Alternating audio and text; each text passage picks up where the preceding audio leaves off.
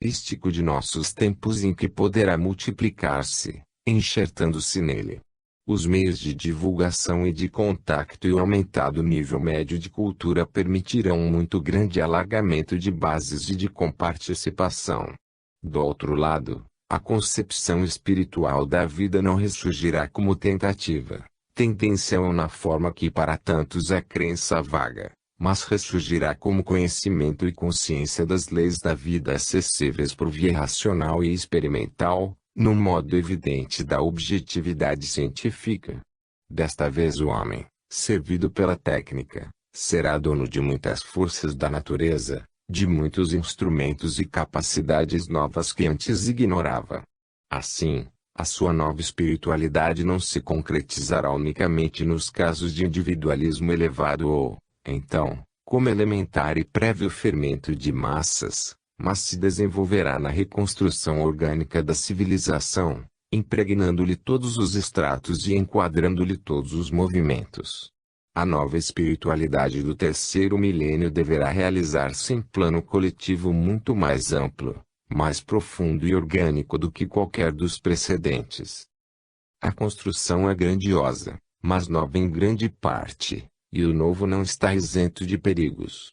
Vamos assinalar dois. Eis o primeiro. A formação do organismo coletivo representa a moderna conquista que nossa fase apronta para a seguinte. Ora, toda construção tende à hipertrofia e à caducidade. Logo, o princípio de organicidade social ameaça tornar-se o túmulo do individualismo. Este, excelente produto da velha civilização, hoje deve lutar para não deixar-se absorver pelas novas afirmações do coletivismo. Causa dano perturbar os equilíbrios. O processo de unificação social não deve reduzir-se a processo antibiológico, destruidor de valores adquiridos que, ao contrário, se devem conservar e empregar. Assim, caminhando demais em direção da vida, arriscamo-nos a seguir caminho diametralmente oposto. A unificação orgânica coletiva não deve resolver-se no esmagamento e morte do individualismo, que continua a ser a via regia da evolução. Deve, porém, significar-lhe a coordenação em unidades maiores, em que ele, ao invés de mutilado e asfixiado, se torna expoente da vida social de relação. Produto biológico não se destrói sem dano. O novo trabalho consiste em coordenar os valores resultantes das conquistas realizadas, herança das fadigas humanas no transcurso dos séculos, e aumentar-lhe o rendimento na coordenação. A lei quer o equilíbrio, isto é, não quer estado onipotente de corpo social em que o indivíduo desapareça, mas a afirmação equilibrada dos dois princípios, o individual e o coletivo, opostos e complementares, por isso feitos para compensar-se mutuamente. Opostos, tendem a prejudicar-se um ao outro, todavia, são reciprocamente indispensáveis. O primeiro vale como material construtivo, sem ele nenhum sistema é atuante. O segundo, como força disciplinadora e coordenadora, sem ela os valores do individualismo se anulam na luta e na destruição. O primeiro se move em direções e tende a conquistas, ambas diferentes das do outro. Um caminha para especialização cada vez mais avançada, profunda e perfeita ou, seja, é separatista. O outro, antisseparatista, dirige-se à unificação mais íntima e completa. Os dois princípios preenchem função, o primeiro forma um por um os indivíduos, o segundo coordena-os em unidades cada vez mais vastas. Primeiro, o princípio coletivo organiza os indivíduos em organismo familiar, depois, em classe social, em seguida, em estado e nação, mais tarde, em raça, finalmente, em humanidade, e, além de nosso ambiente terrestre, em organismos de humanidade. O indivíduo, segundo o grau evolutivo, deve sucessivamente tomar parte nessas unidades múltiplas cada vez mais vastas e complexas, sem destruir a organicidade já atingida, mas encaminhando a menor para a maior. Um dos erros do princípio coletivo será a redução do homem à máquina e a números, à irresponsabilidade, à servidão, A situação de indivíduo mantido pelo Estado onipotente, em posição crepuscular de segurança e passividade. Isso é antivital. Os desníveis de todo gênero, o estímulo do interesse, a liberdade de iniciativa individual, as competições em todos os campos incitam a atividade necessária para os experimentos de que nasce a evolução. A propriedade, tão bem conhecida até dos animais, constitui um fenômeno biológico inviolável porque necessária para proteger e conservar a vida. Se o enquadramento chega à absorção, se paralisa a liberdade de movimento necessária aos objetivos da vida do indivíduo. Se a disciplina chega à destruição da fisionomia individual e à sufocação, o princípio coletivo torna-se antivital. Seria antibiológico que a estatulatria atuasse, oprimindo a célula constitutiva, pois o Estado existe justamente para desenvolvê-la. Deve existir proporção entre o cérebro e membros, equilíbrio entre o centro e periferia, harmonia em tudo. Toda hipertrofia é monstruosa. O novo corpo social tem necessidade de ser plástico, adaptável, múltiplice, de partes compensadas, de elementos substituíveis. Precisa não emperrar por causa da excessiva complexidade da organização, tanto mais vulnerável quanto mais complexa e assim, reduzida a fator de perigo para a vida. Não deve resolver-se em centralização absorvente, mas compensá-la com descentralização adequada. A ameaça do novo sistema orgânico está na preguiça do indivíduo, que se adapta e abastarda, servindo-se dele apenas para deixar-se arrastar, abdicando a própria autonomia espiritual e ao direito de evoluir porque, guiado pelo Estado e pela técnica, acredita poder, enfim, furtar-se ao trabalho. A ameaça está em que a igualdade chegue à podre indolência dos servos e à criação de rebanhos passíveis de serem dominados. Infelizmente o senso de responsabilidade tende a decair na razão direta do número. O apoio recíproco encoraja a inconsciência e por motivo de confiança recíproca enfraquece o autocontrole. É convite à ação cega que, quando isolada, é mais ponderada. O números, principalmente aos fracos, dá a ilusão de poder, de segurança e também de impunidade. O número constitui a grande defesa e a única força das nulidades. Estas sabem disso e nele se refugiam. O coletivismo pode ser desfrutado por elas e significar-lhes exaltação. Na massa, em que vale a quantidade e não a qualidade, o inferior se valoriza e o superior se desvaloriza. O número nivela, tira dos melhores e dá aos piores. Como os primeiros constituem a minoria, todo agrupamento implica em piora mais ou menos pronunciada. Os primeiros descem até aos segundos, estes não sobem até aqueles. Assim, toda a coletividade vale sempre muito menos que a soma dos indivíduos componentes. Senatores boni viri, senatus autem mala bestia. Os senadores são boas pessoas, o Senado, entretanto, é uma fera. E isso também porque o apoio recíproco diminui o esforço individual e, portanto, o rendimento coletivo. Desse modo, por causa dessa instintiva confiança de ovelha e da seção de controle, as forças individuais de qualquer agrupamento humano se anulam ao invés de se somarem. Basta isolar o indivíduo, para dar-lhe de novo o senso de responsabilidade. Desfeita a miragem, cai logo em si. Nesses casos o homem se revela animal gregário. Mas, se deve ser enquadrado e disciplinado, deve também ser deixado sozinho e livre diante dos problemas da vida, para que aprenda a resolvê-los por si mesmo. Torna-se necessário que a evolução como coletividade não signifique supressão do esforço, tão de boa vontade abandonado, para evoluir individualmente, porque nesse caso a evolução trairia seu objetivo, ascensão. De fato, entravando o progresso individual, perturba até mesmo o princípio dele resultante. Eis o segundo perigo, capaz de causar o naufrágio da nova civilização do espírito, impedindo-lhe atingir as suas metas, o bem-estar, a segurança, o refinamento, se significam civilização, constituem o primeiro passo do enfraquecimento e da decadência.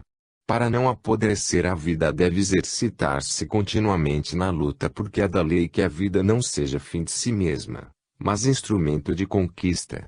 Aí do homem se, atingido o bem-estar material, se contente para em plena estrada da conquista, sem avançar mais, em direção ao altiplano do espírito. A ascensão material, para não degenerar, deve ser apenas o meio para apresentar-se em novos horizontes intelectuais e espirituais, conseguir realizações mais elevadas, sob novas formas de luta, a fim de que a evolução continue. Só assim se poderá dar futuro à vida. A história já nos mostra como se manifesta a decadência tão logo o homem se detém no progresso obtido, como nas comodidades diminui a intensidade do trabalho evolutivo, e como a todo período de sofrimento segue período de ascensão. O alto padrão de vida pode adormecer as limitadas potências criadoras do espírito, que deve ser malhado e polido como os metais para manter-se brilhante. Para os indignos a vida para e quem para morre. Não se entenda o novo período como resultado de que se deva tirar gozo, mas como novo tormento de criação. Só se a lei de luta e seleção for levada para o plano mais alto, a vida não será traída e essa civilização terá conseguido seu objetivo. Só assim não será inútil e não tombará desperdiçando os frutos de passado tão longo. As civilizações deste tipo tendem a desagregar-se na efeminação, no refinamento, na inércia, como as do tipo oposto tendem a naufragar na violência e na destruição. Tão logo a civilização do espírito perde a substância e se torna a forma brilhante, sem nenhum conteúdo mais, desperta ameaçadora fermento viril e masculinizante, desperta e sobe dos planos inferiores para jogar fora a estrutura que se tornou inútil. E isso lhe assinala o fim. 6. A lei da honestidade e do mérito. Nos primeiros capítulos deste livro, pela verificação de fatos, partimos do que o homem hoje é, e isso deixando apenas entrever o que deveria e poderia ser. Começamos agora a percorrer a longa estrada da ascensão. Levar-nos a vertiginosas alturas. E a grande massa humana, de que até mesmo no aspecto coletivo aprendemos os movimentos, irá diminuindo de tamanho até ficar em somente poucos casos excelsos, florescência de excepcional beleza e supremo esforço da raça. O problema coletivo só se concebe na base da evolução humana. A vida não sabe atingir os pontos culminantes senão sob forma individualista. Todavia, as próprias construções sociais não podem elevar-se sem adequado material humano, cuja formação constitui problema individual. Sem novo homem, mais sábio e consciente do que o evoluído hoje em maioria, os sistemas coletivos que nos dias de hoje tentamos tornar atuantes não podem atingir os objetivos que prefixam para si mesmos. Mesmo para resolver a questão social torna-se necessário, pois, começar pelo caso individual, visto como os dois fenômenos, individual e coletivo, se entrosam e amadurecem paralelamente. O engenheiro poderá fazer projetos maravilhosos, mas se não dispuser de bom material os edifícios por ele construídos desabarão. Tal entrosamento de fatos nos impele do aspecto coletivo ao individualista, da visão de conjunto a de suas particularidades.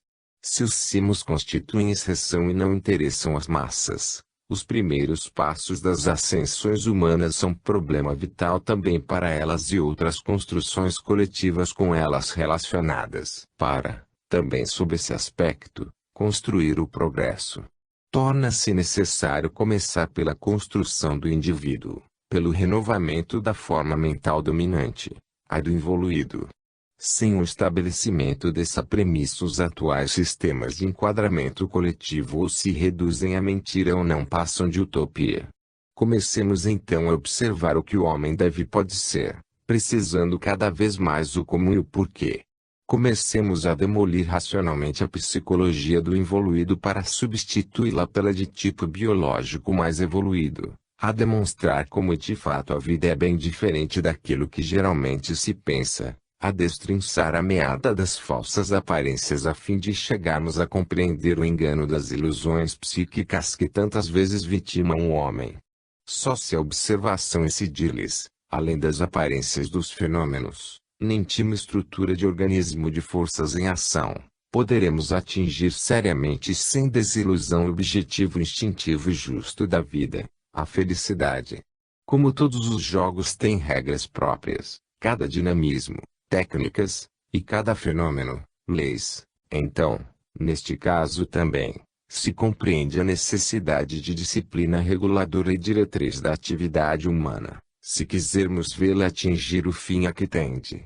Todos compreendem que para se tornarem possíveis o melhoramento e a renovação sociais se necessita de tornar comum o tipo humano excepcional em nossos dias, no qual predominam as características de honestidade. Trata-se de revolução biológica. Por esta razão, o princípio separatista do egoísmo agressivo para a seleção do mais forte é substituído pelo elevado princípio coordenador e harmônico no enquadramento do indivíduo no funcionamento orgânico da humanidade. O involuído não sabe decidir-se a essa transformação que implica o abandono das armas de ataque e defesa, pois teme ficar desarmado, sem proteção, e, pensa ele, isso significa seu fim inevitável. Se olharmos bem o íntimo das coisas, veremos que só um desconhecedor das leis da vida pode crê-lo e quem pratica o evangelho não é pessoa iludida, enganando-se ao seguir utopias, mas homem que descobriu outras leis mais profundas, mais sólidas e perfeitas e utiliza na própria defesa, princípio protetor completamente diverso. Como veem, o indivíduo assim não renuncia precisamente às próprias defesas e, como pode parecer, não se abandona à mercê de todos os assaltos. Ao contrário, obtém outra segurança bem diferente, pois movimenta mecanismo de forças muito mais perfeito e resistente que a violência ou astúcia do involuído, mecanismo não compreendido por este, na ignorância inerente a seu grau.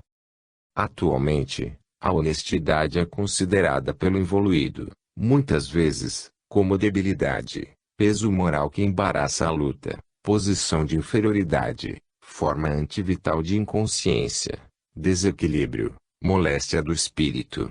Essa perspectiva das coisas, do ponto de vista em que o involuído se coloca. Mas o ponto de vista pode mudar e então, obtemos perspectiva completamente diversa. Isso parece impossível até o momento da efetiva mudança do ponto de vista. Mas quando tal acontece, a perspectiva muda automaticamente. Como a retidão, a inocência e a obediência à lei podem constituir instrumento de defesa melhor que a força, o egoísmo e a astúcia. Simplesmente absurdo, dirá o involuído. Não. É absurdo apenas para quem não possui o sentido orgânico da vida. E esta organicidade da vida é qualidade essencial sua, estado universal e acessível a todos, em qualquer tempo e lugar, porque depende da própria maturidade e não da compreensão alheia e do grau de organização social. Essa organicidade acha-se pronta a receber no seio todo indivíduo que saiba pensar e agir organicamente, não como arbítrio individual, mas como função coordenada no funcionamento universal. O indivíduo, ao contrário, pensa e age desorganizadamente. Crê ser forte e dominador, no entanto, não passa de caótico e destruidor. Seu egoísmo, que acredita ser-lhe necessário, é o princípio de sua desagregação, seu hábito de impor-se, para ele meio de poder, não passa de excitante de reações dolorosas da lei. O imediatismo da vantagem obtida nos resultados próximos é apenas a imprevisão do dano que inevitavelmente os resultados longínquos lhe trarão. Observado à luz da mais profunda realidade das coisas, o involuído não nos aparece como apanhador de conquistas e de alegria, mas semeador de erros e dores, míope enredado nas particularidades das coisas próximas e ignorante das que, embora afastadas, também lhe dizem respeito, louco que em organismo harmônico, equilibrado e perfeito se debate na falta de compreensão, chocando-se com forças que, para ele invisíveis, o ferem de morte. O mundo dirigido pela bondade e pelo amor estaria pronto para acolhê-lo em atmosfera de felicidade, se o evoluído soubesse comportar-se como Deus quer, em harmonia e cooperação. Pelo contrário, não compreende coisa alguma de tamanha bondade e beleza e agita-se em atmosfera de revolta e destruição, para acabar encarcerando-se em férrea gaiola de dolorosas sanções. Então, ainda se debate-se cada vez mais e os nós vão se apertando, aí, rebela-se mais ainda, maldiz, vai de vingança em vingança e, assim, agrava sempre mais sua autocondenação. Inútil estar sempre cogitando novos sistemas sociais, enquanto não se puder dispor de outro tipo humano como material construtivo. Com esse homem antissocial e caótico não se pode pretender sólida construção coletiva. Para tanto, esse material deve ser cimentado pela fé e manter-se no espírito de cooperação, na disciplina material e moral e, acima de tudo, na retidão interior. Em face desse princípio fundamental de ordem, torna-se secundária, quase sem importância, a forma do sistema social, segundo o qual os homens tanto se separam e tanto se batem. Não é a estrutura do sistema o que importa e decide, mas haver entendido a lógica e a vantagem, até mesmo individual, da honestidade, esse novo e mais orgânico utilitarismo e ter compreendido, ao contrário do que, assim dizíamos, possa parecer ao evoluído, como a retidão é força, ajuda na luta, posição de superioridade, forma vital de consciência, equilíbrio, saúde do espírito. Algum sábio, sem dúvida, já o disse e redisse. Mas na vida dos povos valem os atos de muitos e não as palavras de poucos. Isso, verdadeira enfermidade do espírito, é pelo contrário a decadência do senso de retidão, causada pelo materialismo e de que tanto se orgulham como se tratasse de superação. Significa decadência do senso orgânico da vida, quer dizer, debilidade biológica, perigo social, perturbação que se paga caro. E, com efeito, a vida hoje se tornou campo de competições tão torturantes e impiedosas que qualquer alegria se torna impossível. Desaparecem a fé e a segurança, todas as coisas humanas se envenenam, por todos os atalhos do injusto corremos para o arrivismo, mas fazemo-lo de respiração opressa porque esse sistema embaraça e pesa. Corremos, supondo-nos dinâmicos, mas é dinamismo fictício e traidor, que culmina na destruição universal. Neste mundo falso, o honesto é considerado estúpido e ingênuo. No entanto, é o único que, agindo de acordo com as verdadeiras leis da vida, para e constrói parapeito protetor à beira do abismo. A honestidade constitui sempre o melhor negócio e questão de compreender. E a desonestidade, diga-se o que se disser, é sempre o pior negócio, representa, em outras palavras, forma de estupidez. Para a solução de todos os problemas, repetiremos sempre, necessitamos de compreender a lei. Não vivemos no vácuo, em meio ao nada, no caos, estamos, pelo contrário, mergulhados em oceano de forças e, entre elas, somos força também. Não podemos isolar-nos, fugir do regime de interdependência que liga tudo a tudo. Todo fenômeno tem vida e se move segundo trajetória determinada, representa impulso, vontade de existir em dada forma, de progredir em direção a determinada meta, representa dinamismo inteligente. Forma, vontade ativa e princípio diretor acham-se presentes em qualquer época e lugar. O conjunto imenso de todas as formas coordena-se em hierarquia, a rede de todos os impulsos, em sistemas dinâmicos, e o feixe de todos os princípios, na lei. Tudo é ligado, sensível, correspondente. Não se podem evitar as proporcionadas e precisas reações a todos os movimentos. Tudo ecoa e repercute em cadeias de ações e reações. Qualquer ato nosso deve avançar fatalmente para o binário do determinismo causal e é, assim, guiado automaticamente em seus deslocamentos e enquadrado por limites e relações. As forças boas ou más, por nós movimentadas como causa, correrão ao longo dos canais do dinamismo universal, depois hão de voltar para nós sob a forma de efeito.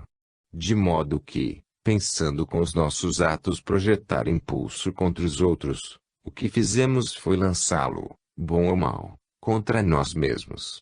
As repercussões são infinitas, as consequências parecem inexauríveis, tanto se prolongam. O impulso do bem se multiplica tanto como o do mal. O violento, que acredita dominar, impondo-se pela força, constrange milhares de pessoas a viverem amontoadas para dar-lhe lugar, e, assim, ensina-lhes a se defenderem, pois lhes impõe substituírem, pelo trabalho ingente da própria defesa, o trabalho benéfico e profícuo da produção e conservação dos bens. O dano recai sobre todos, principalmente sobre ele. A psicologia do involuído impôs à sociedade humana os agrupamentos de classe, obrigando-a muitas vezes, para servir à defesa, a tornar-se instrumento de opressão. Assim nasce a norma jurídica primitiva, a sociedade tornar-se agressiva e o ser inferior acaba por suportar, com dano, a última das reações em cadeia por ele mesmo postas em jogo. Toda forma de vida implica outra, educa, e é educada. Só a ignorância do involuído pode acreditar na utilidade do egoísmo. O que ilude é o imediatismo das vantagens obtidas. Não compreende, porém, que são momentâneas, se reduzem a adiantamento a ser compensado depois, a débito a ser pago. Não compreende que são obtidas como posição dos equilíbrios a que sempre voltamos, e, a que nenhuma força ou astúcia humana pode com o tempo impedir que devamos voltar. Por essas razões o evoluído, sabedor de como a vida funciona, prefere seguir caminho mais estável e seguro, substituindo o princípio da força pelo do merecimento. Não apelamos aqui para a bondade e para idealismos superiores. Seria pedir muito. Trata-se apenas de sermos raciocinadores inteligentes para compreender o que é verdadeiramente útil. Um pouco de inteligência e reflexão bastariam para mudar não só os fundamentos da vida individual e social, mas também tanta dor em bem-estar. Como funciona, pois, essa lei do merecimento? Como podemos ter-lhe tão profunda fé a ponto de, até mesmo na defesa e na luta pela vida, fazê-la substituir a lei da força? Se tudo isso é incrível para o involuído, torna-se verdade real tão logo escape a rede de reações que ele pôs em jogo e agora o envolve. O involuído julga absurdo e inoperante tudo quanto, simplesmente, está fora de seu campo de compreensão e de atividade. Basta mudar-lhe a posição evolutiva para que também se lhe mude a técnica da vida. Quando, por evolução, se passa do plano da força, lei do involuído, ao da justiça, lei do evoluído, o sistema do merecimento substitui automaticamente o da violência e astúcia. Já agora não precisamos mais de armas, mas de qualidade. Não encontramos mais extorsões e constrangimentos, mas equilíbrios. Então, a melhor defesa consiste na consciência tranquila. Isso é lógico no regime harmônico de lei feita de ordem. O problema todo se resume em sermos adiantados o suficiente para ver e compreender, em possuirmos a inteligência e a sensibilidade necessárias para manipular forças tão sutis. Eis porque fogem à psique grosseira do involuído. Trata-se de princípio protetor de qualidade, grau e potência diferentes do normal e cujo funcionamento não se pode verificar senão como forma de vida própria de plano biológico mais elevado. Para o evoluído que aí vive o verdadeiro sistema defensivo não consiste em acumular obstáculos protetores, mas em não merecer o golpe.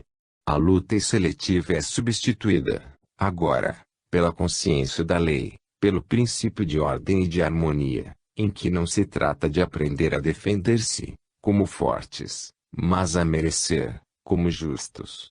O involuído nada sabe disso tudo, não sente esses equilíbrios, não vê esses jogos de forças, imaterial e materialista, Tem no sangue instintos de revolta e, com esse modo de ser e de sentir, constrói seu próprio mundo inferior. Cresce só no corpo, fora dele não concebe a vida, crê que com a morte dele tudo acaba, apenas porque, além da morte, sem meios físicos sensórios, não é capaz de conservar-se consciente como evoluído, para quem a morte não significa a interrupção da vida. Em última análise, em que posição de fraqueza vem a encontrar-se o homem que aplica a lei de seleção do mais forte? Julga-se merecedor da vida e não passa de retardatário no caminho da evolução. Quando recebe golpes, ingenuamente o involuído não os absorve e os dilui para eliminar de sua vida essa força, mas devolve-os e assim se liga sempre mais aos impulsos da reação que, conforme a lei de equilíbrio, o golpearão tanto mais quanto mais energicamente ele houver golpeado. O segredo da defesa hábil está, pelo contrário, na libertação, e só é livre quem conseguiu não merecer a reação. A esse ponto chegaremos se não nos revoltarmos, mas conseguirmos assimilar os impulsos contrários, absorvendo-lhes o valor corretivo.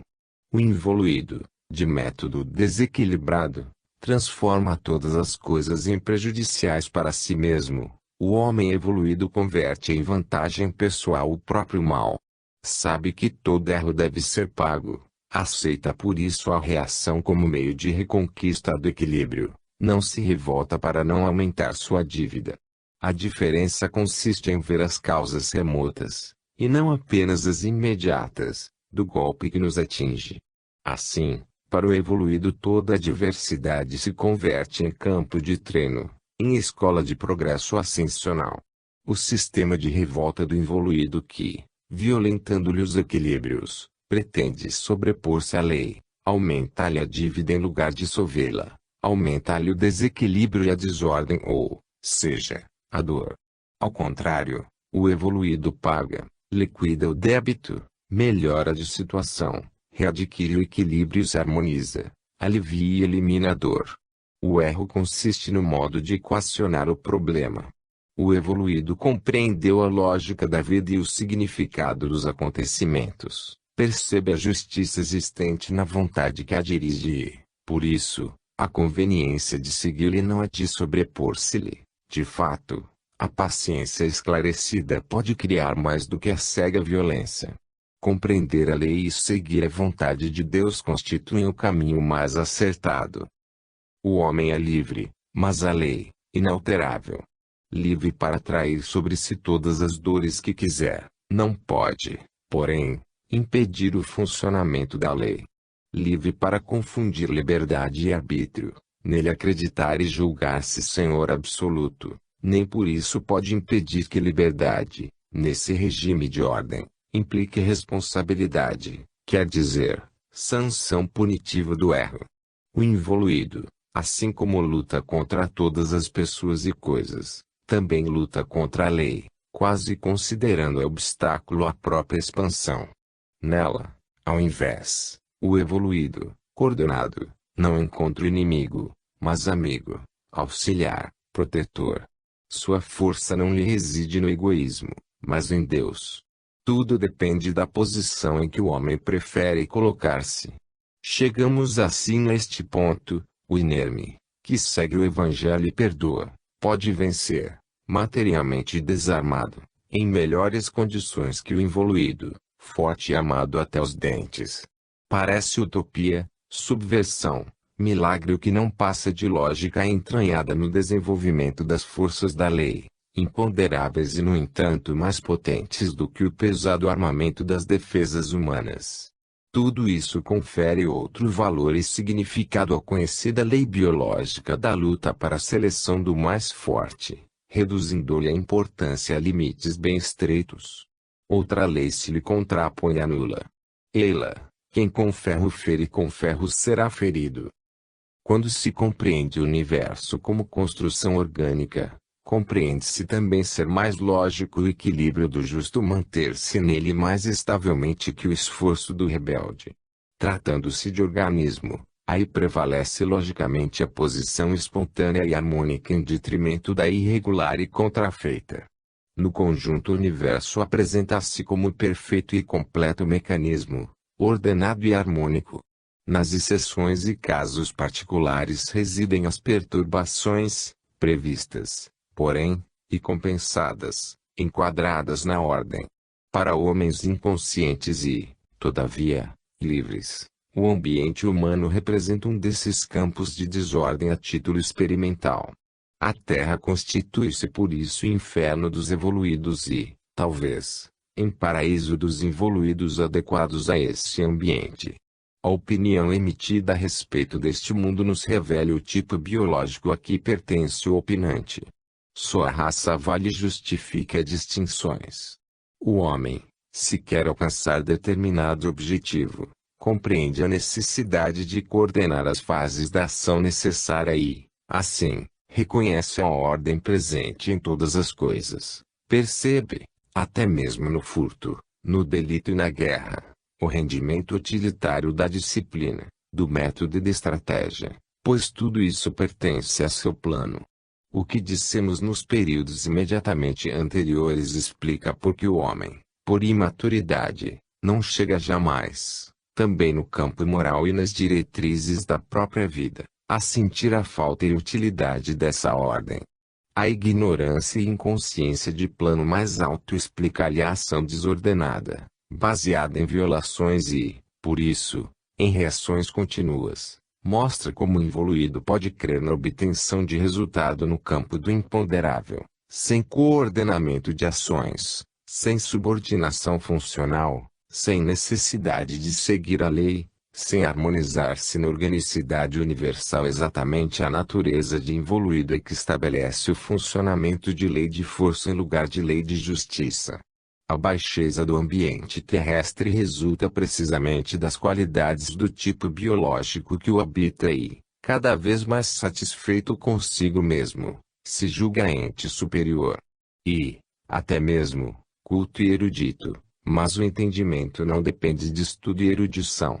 Trata-se de maturação biológica natural e inaplicável ao exterior, como acontece com tantos produtos de nossa civilização.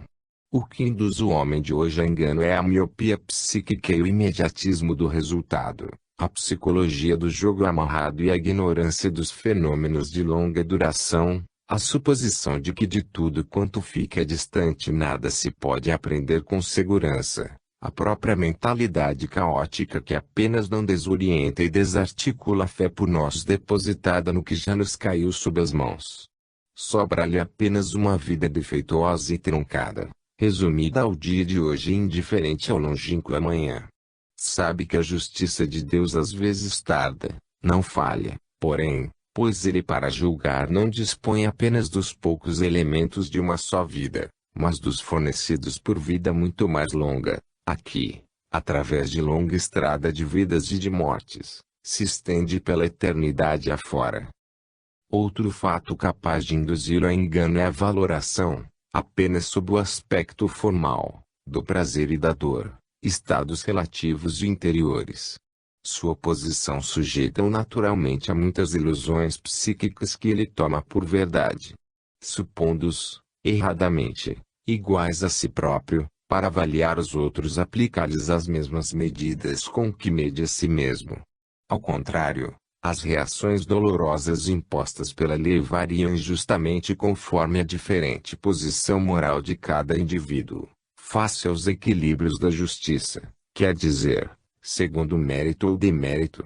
As próprias dores podem, de acordo com a natureza dos ânimos, impressioná-los deste ou daquele modo e causar-lhes as sensações mais diferentes.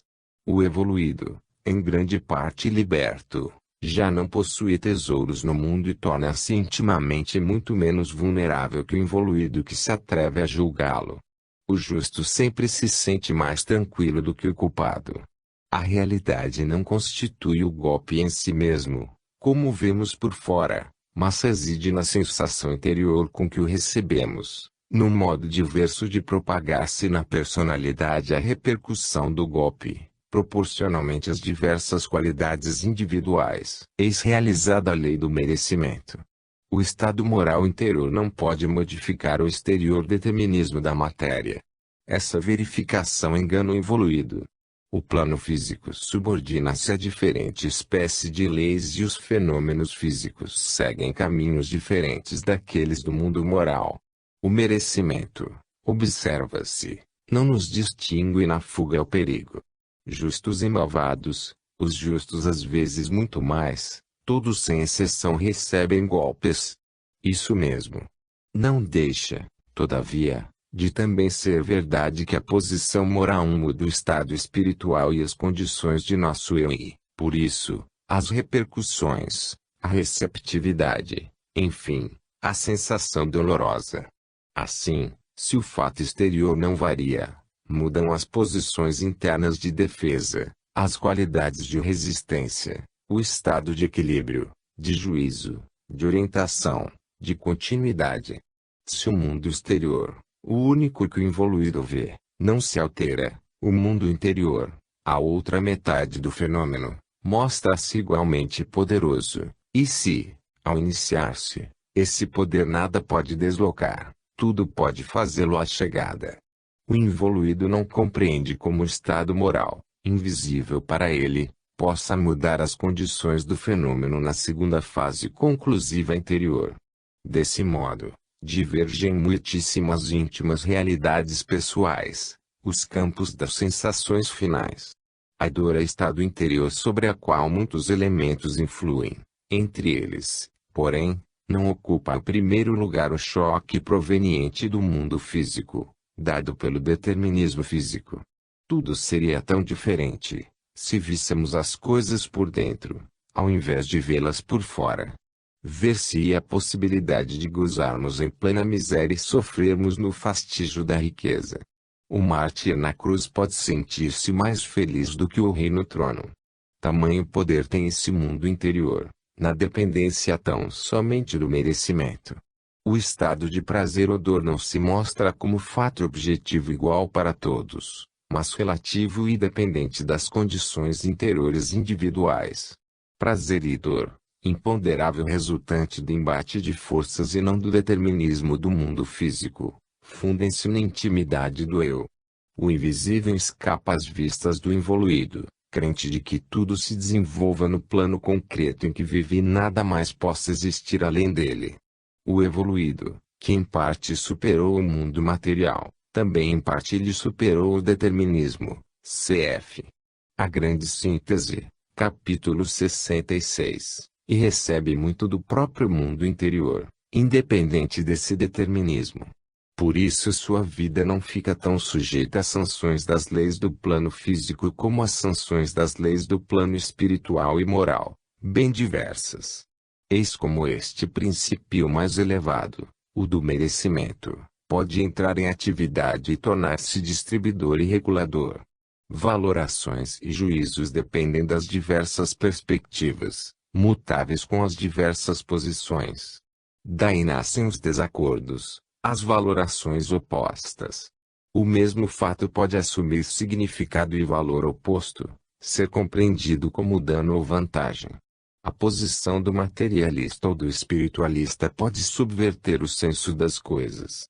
Para o primeiro a morte significa o fim, para o segundo, o princípio de outra vida, para um a vida terrena é tudo, para outro, mero episódio, para um, a meta que deve conter todas as alegrias e realizações, para outro, meio de expiação, exílio, missão. Uns ganham, outros perdem com a dor, estes morrem na morte, aqueles na morte ressuscitam. Os dois estados, de prazer e dor, não dependem apenas das leis do ambiente físico, mas também de leis próprias, que se deixam influir muito pouco pelas primeiras. Se o fenômeno nasce no mundo externo, continua e conclui no mundo interior. O tangível estado de fato exterior não tem tanta importância quanto a sensação que consegue produzir. Vejamos, então, de que realmente depende essa sensação. Prazer e dor constituem ritmo que lhes regula o aparecimento alternado, a forma de relação, a intensidade relativa. Os dois extremos são inversos e complementares, ligados por lei de compensação e equilíbrio, Para verificar se cada um dos dois estados não basta o choque exterior, mas torna-se necessário que a lei interior do fenômeno, a lei do merecimento, de acordo com a justiça, permita ao choque produzir efeito e transformar-se na devida sensação de prazer ou dor. Contudo, esse choque, seja qual for sua natureza, amortece a entrada da alma e não entra. O fenômeno é olhado em profundidade e entendido como desenvolvimento de forças. Assim, liga-se à ordem universal, que não se pode romper, e deve equilibrar-se na justiça reguladora de todas as coisas. Principalmente, o aparecimento ou o desaparecimento dos referidos estados, de prazer e de dor, pode ser determinado por essa lei e não pelo arbítrio humano ou circunstâncias exteriores. O arbítrio e as circunstâncias podem ser injustos, mas a lei é justa, boa, protetora. Assim, o fenômeno se torna rítmico, equilibrado, compensado. Os dois estados se condicionam e compensam, não podem existir senão um em função do outro, o prazer em relação à dor e a dor em relação ao prazer. Desse modo se influenciam, se entrosam, se dosam reciprocamente. Segue-se daí que quanto mais sofremos, mais somos capazes de gozar, visto como a privação nos permite saborear a menor alegria, que assim se torna inapreciável, e quanto mais gozarmos, tanto mais seremos vulneráveis à dor, porque, tendo perdido o contato com ela e a capacidade de suportá-la, impressionamos os demais e por isso o menor golpe se torna gigantesco. Quanto mais sofremos, menos o hábito nos faz sentir a dor e mais nos encouraça para suportá-la e nos confere certa imunidade. Quanto mais gozamos, menos o hábito nos deixa saborear o gozo, que se dilui na repetição e se esfuma no fástio.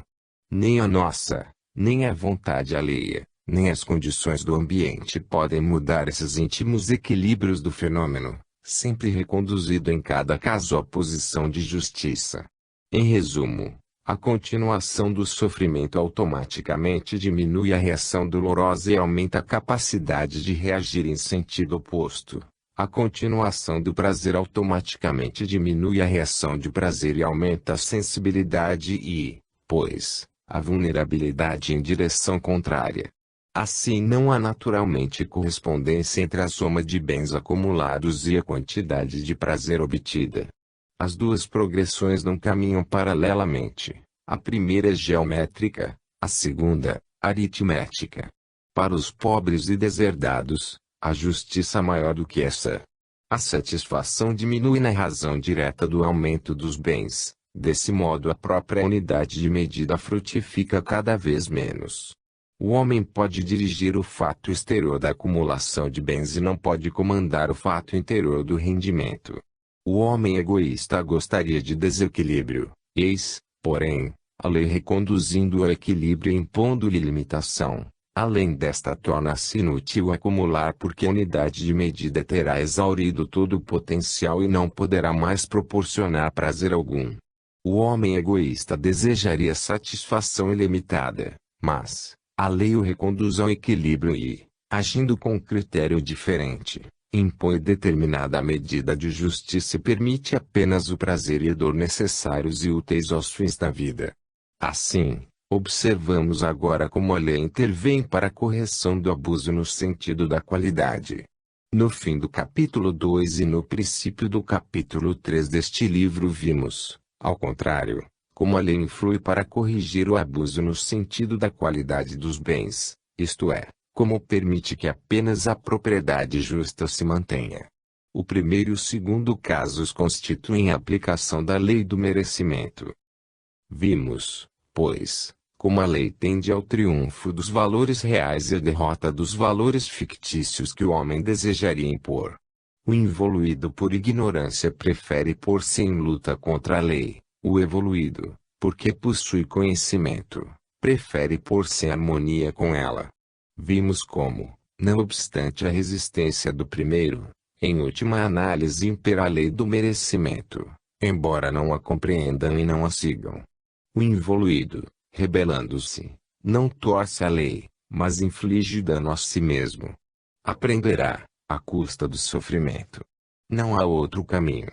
Cada qual, porém, tem a liberdade de ordenar o campo de forças do próprio destino e, na própria vida, obedecer à justiça, embora em meio à injustiça do mundo, tem a liberdade, enfim, de em pleno inferno construir dentro de si mesmo o paraíso. Ainda neste caso a lei do merecimento muda o conceito da vida. As causas encontram-se dentro de nós mesmos e não fora. Quando chegamos a compreendê-lo, aí nos tornamos livres. Enquanto aceitamos as coisas como provenientes de fora, seremos seus escravos e tremeremos diante da vontade alheia ao invés de tremermos perante nossa própria consciência. Para quem compreendeu, os valores normais se subvertem. O que nos golpeia não provém do arbítrio alheio mas do que somos, fazemos ou merecemos. No sistema orgânico do universo é absurdo e impossível o desenvolvimento de forças dos destinos, os momentos decisivos, as provas importantes, o prazer e a dor, a vida e a morte ficarem à mercê do acaso ou da vontade de outro homem completamente ignaro. A lógica e a justiça impõem que tudo quanto nos diga a respeito dependa somente de nossa vontade e seja decidido por nós apenas. De outro modo, não poderia haver responsabilidade e a reação da lei golpearia inocentes. É absurdo que o arbítrio alheio possa exercer tanto poder sobre nós, a liberdade humana a impor injustiças à lei e implantar a desordem no universo. Então, o patrão não seria Deus, mas o homem. Não. Tudo não passa de instrumento, o mal é contido e guiado, torna-se meio de atingir as finalidades do bem. Coisa tão grave como pesos de chumbo, tão importante como experimentação instrutiva e prova redentora. A dor não é força livre para aplicar-se ao acaso, mas força enquadrada no organismo universal. Essa dor só nos pode atingir, se a merecemos. Poderá produzir-se desordem particular e momentânea, mas em linhas gerais reina a lei de justiça. Diz o provérbio: quem não deve não teme. Merecemos tudo quanto nos acontece por acaso. Ao invés, o evoluído acredita na lei do mais forte e na seleção à base de força. O evoluído por sua parte ouve a lei justa da honestidade do merecimento. O sistema do primeiro, de conquista através de imposição, reduz-se ao contraímento de dívidas e à miséria. Face aos equilíbrios da lei, isso constitui erro que se deve pagar e, se domina o mundo, o transforma em lugar de sofrimento. Aqui embaixo todos procuram fora as causas que residem em si mesmos. Pertencem-nos. O problema consiste em saber fazê-las funcionar e não em saber evitar-lhes os efeitos. A causa é livre, o efeito, fatal. Posta em movimento a causa, a lei se apodera dela, o impulso deixa de ser livre e não nos pertence mais. Nem força nem astúcia podem nos livrar da obrigação de suportar os efeitos. Se semeamos o mal, colhemos o mal, se semeamos o bem, colhemos o bem. Mais adiante desenvolveremos esses conceitos, capítulo 24 XXV. É justo que, em última análise, apenas a nós mesmos possamos fazer bem ou mal. Terminado, nosso ato torna-se inexorável desenvolvimento de forças. O destino é livre na fase inicial da formação, da determinação das correntes e do início da trajetória, fatal, porém, na fase de desenvolvimento das correntes e, especialmente, na fase final de eleito e conclusão da trajetória. Eis a justiça histórica. Geralmente consideramos o destino apenas nesse segundo aspecto determinista e ignoramos-lhe o momento mais importante da formação. O conceito comum da vida desloca-se ainda. Não devemos temer os sermos desprovidos de força, mas o ficarmos contra a justiça. Devemos entender que, no fim, a justiça vence a força. Às vezes demora, pois encontra muitas resistências no ambiente terrestre. Essas resistências conseguem embaraçar e retardar a lei, jamais chegam a fazê-la parar. Pode o involuído iludir-se, acreditando no contrário, mas o evoluído sabe que a lei acaba dominando. Se dominasse o acaso, o arbítrio, o abuso, a desordem, a vida se reduziria a cacos. Quem vai salvá-la? Quem vai garanti-la? Não poderemos, certamente, crer na suficiência dos pobres expedientes humanos. A vida deve ser protegida de modo absoluto e o homem não possui nenhum meio seguro de proteção.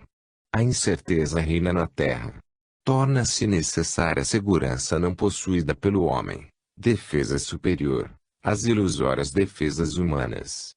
A segurança nos é dada pelo império da lei, pela onipresença de Deus. Não nos protege a força, mas a inocência. A única posição de segurança consiste em não merecer o golpe. Assim, nossas armas se desmaterializam no imponderável. Mas se o inocente é protegido, a lei exige a responsabilização dos culpados.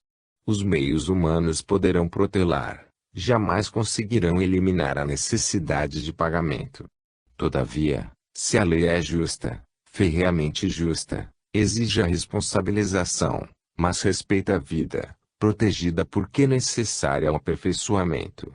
Eis que a lei corrige o impulso instantâneo e brutal de suas forças para ele não terminar em catástrofe, modera-o e emacia com novo impulso, a misericórdia divina. Podemos defini-la, a elasticidade da justiça divina. Neste caso, elasticidade significa esperar, dosar, proporcionar a reação de modo a que eduque e não destrua. Assim a férrea lei do equilíbrio age com muito tato, adaptando-se às circunstâncias do caso. No maravilhoso organismo universal dirigido pela lei tudo é elástico, provido de válvulas de segurança e meios de proteção. Conciliam-se desse modo, até se coordenarem em um só impulso de sabedoria, os dois opostos, misericórdia e justiça. No princípio absoluto de equilíbrio se incorpora o princípio da bondade, ambos necessários. Parecem contraditórios e, no entanto, não passam das duas metades inversas e complementares do mesmo princípio.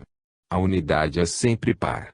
Assim, como o feminino e masculino, se coordenam o amor e a força, o primeiro para gerar e conservar, o segundo, vencer e construir.